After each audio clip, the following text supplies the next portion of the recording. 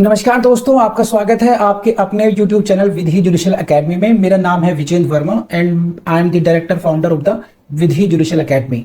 We provide coaching for the judicial services exams, and through this video we are trying to reach out to you to provide you full professional exam oriented coaching for the judicial services, and that is free of cost. We are going to provide you the entire foundation course including all the books, including all the details, whether it is required for the prelims or mains or for the guidance for the interview. Bailable offense, ये बहुत भयानक है भैया, very important for your prelims, very important for your mains. But it is defined under section 2C BNSS. It was defined in section 2A CRPC में defined था, 2A था bailable offense। और इसकी डेफिनेशन बहुत टेक्निकल है, mains कह रहा हूं तो रट लीजिएगा, रट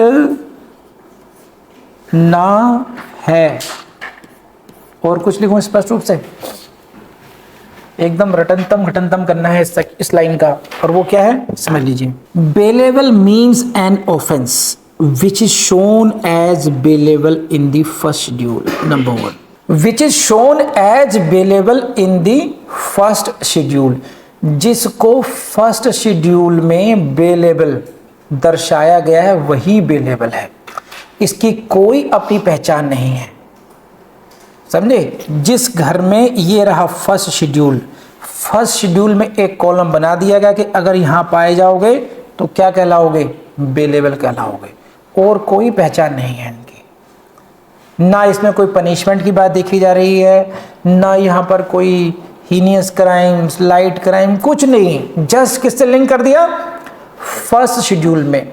तो if you want to know whether any offence is bailable और नॉट, यदि आप जानना चाहते हैं कि कोई अपराध जमानती अपराध है या नहीं है, तो आप कहां जाएंगे, पहली अनुसूची में जाएंगे, वहां पे लिस्ट में देखिए, कॉलम में देखिए, वेदर इट इज बेलेबल और नॉट। तो if it is shown as bailable then it is bailable. तो ये हुआ पहला ऑप्शन आपका। और सेकंड क्या हो सकता है, क्योंकि यहां शब्द लिखा हुआ है और, तो ये फर्स्ट ऑप्शन था। सेकंड ऑप्शन क्या है, which is made bailable by any other law for the time being in force। यदि किसी अन्य कानून में किसी ऑफेंस को बेलेबल माना गया है तो वो बेलेबल होगा। जैसे हम ऐसा देखते हैं, इसमें एक्ट हुआ BNS, एक्ट हुआ डॉरी प्रोहिबिशन एक्ट हुआ, राइट, एक्ट हुआ prevention of corruption act PCA, act हुआ SC ST atrocity prevention act. सही है। अब अगर वो ऑफेंस BNS का है, if the offence is under BNS then you will go to first schedule and then you will come to know whether it is bailable or non-bailable, right? In other acts there may be a situation that act itself provides that such offenses shall be bailable। उन offenses, उन acts में लिखा होगा कि ये offense bailable है या नहीं है। तो इसीलिए सेकंड लाइन आ गई आपकी, ये आ गई, which is made bailable by any other law for the time being in force। now third situation क्या आएगी, सपोज कीजिए किसी एक्ट में नोट मेंशन्ड, बेलेबल और नोट, बेलेबल है या नहीं लिखा है मान लो, then what you will do, then you will go to first schedule second table. Second table में जाइए ना, सेकंड टेबल की आपको हेडिंग में लिख रहा हूं, ये है क्लासिफिकेशन ऑफ ऑफेंसेस, और ये थर्ड कॉलम में है पनिशमेंट लाइफ, पहले लाइफ और मोर देन 7 years, क्या होगा, नॉन बेलेबल, मिला लिखा हुआ। और सेकंड में क्या है, 3 years से 7 years non bailable, less than 3 years, less than 3 period. तो यहाँ पर इन्होंने एक जनरल फॉर्मूला दे दिया। यहाँ पर किसी ऑफेंस का नाम मेंशन नहीं किया है, क्योंकि हजारों एक्ट हो सकते हैं। अदर लॉज के केस में इन्होंने एज पर पनिशमेंट कर दिया है। अब नाउ यू मान लीजिए एक्ट XYZ, किसी एक्ट का नाम है XYZ एक्ट 2024, इसमें एक ऑफेंस है, राइट? उस ऑफेंस का पनिशमेंट दिया गया है, but you are confuse whether it is bailable और नॉन बेलेबल।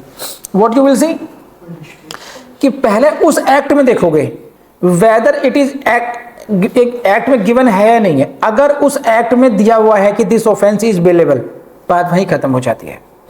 अगर उस ऑफेंस में बेलेबल नहीं दिया गया है, नहीं बताया गया, then you will go to the table number 2 of the schedule 1 and फिर उसकी जो पनिशमेंट की ड्यूरेशन है, according to that you will determine whether it is the case of bailable और ऑफेंस और नॉट ऑफेंस।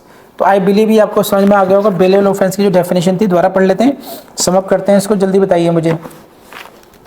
बेलेबल ऑफेंस का मतलब क्या हुआ? Any offence which is shown as bailable in the first schedule, आप इसको ऐसे भी कह सकते हैं चाहे फर्स्ट टेबल में हो या सेकंड टेबल में हो, और which is made bailable by the any other law for the time being in force. Please let me know everyone fast. And non bailable offence means any other offence. ठीक, non bailable तो सबसे आसान definition किसकी है?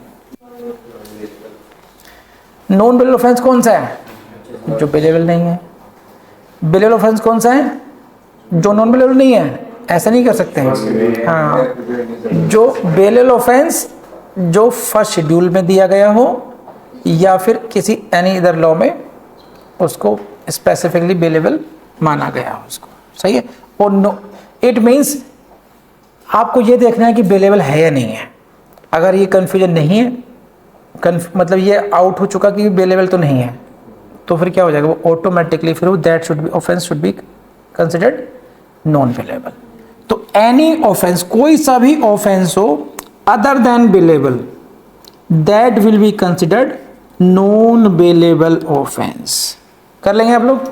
देखिए, बहुत struggle करना पड़ता है स्टूडेंट्स को, खास करके जो लॉ के स्टूडेंट्स हैं उनकी एज ऐसी आ चुकी होती है कि एक सिंसियरिटी का लेवल बढ़ जाता है, उम्र ऐसी आ चुकी होती है कि कैरियर पे ध्यान दें, कमाने पे ध्यान दें। तो ऐसे उसमें उस स्ट्रगल को कम करने की मेरी ये प्रयास है, मेरी और मेरे पूरी टीम का यही प्रयास है कि कम से कम लॉ के स्टूडेंट्स को अच्छी कोचिंग के लिए एक भी पैसा कहीं खर्च करने की जरूरत ना पड़े। तो आपको तो अच्छी तरह से पढ़ाई करनी है। इन वीडियोस के बारे में जरूर सब लोगों को बताएं, खुद जरूर पढ़ते रहना। Thank you.